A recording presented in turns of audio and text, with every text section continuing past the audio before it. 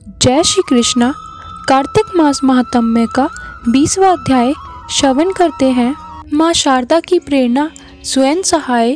कार्तिक महात्म्य का लिखूं यह 20वां अध्याय।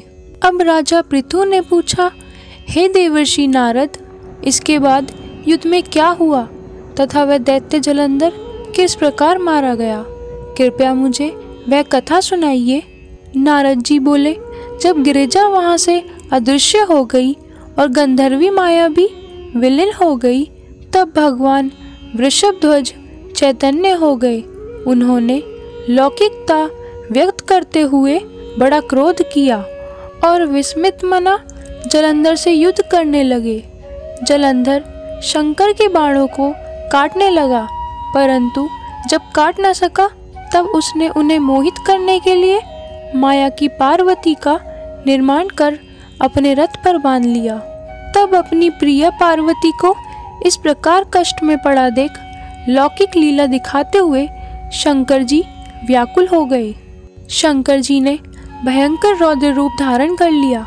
अब उनके रौद्र रूप को देख कोई भी दैत्य उनके सामने खड़ा होने में समर्थ न हो सका और सब भागने छिपने लगे, यहाँ तक कि शुंभ निशुंभ भी समर्थ न हो सके। शिवजी ने उन शुंभ निशुंभ को शाप देकर बड़ा धिक्कारा और कहा, तुम दोनों ने मेरा बड़ा अपराध किया है। तुम युद्ध से भागते रहो, भागते को मारना पाप है। इससे मैं तुम्हें अब नहीं मारूंगा, परंतु गौरी तुमको अवश्य मारेगी। शिवजी के ऐसा कहने पर सागर पुत्र जलंधर क्रोध से अग्नि के समान प्रज्वलित हो उठा। उसने शिवजी पर घोर बाण बरसाकर धरती पर अंधकार कर दिया। तब उस दैत्य की ऐसी चेष्टा देखकर शंकर जी बड़े क्रोधित हुए तथा उन्होंने अपना चरणगुष्ठ से बनाए हुए सुदर्शन चक्र को चलाकर उसका सिर काट लिया। एक प्रचंड शब्द के साथ उसका सिर पृथ्वी पर गिर पड़ा और अंजन पर्वत के समान उसके शरीर के 2 खंड हो गए।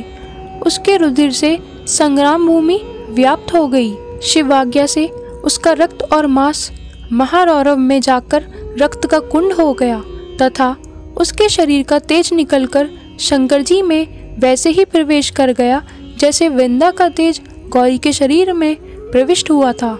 जलंधर को मारा देख देवता और सब गंधर्व प्रसन्न हो गए। माँ शारदा की प्रेरणा स्वयं सहाय।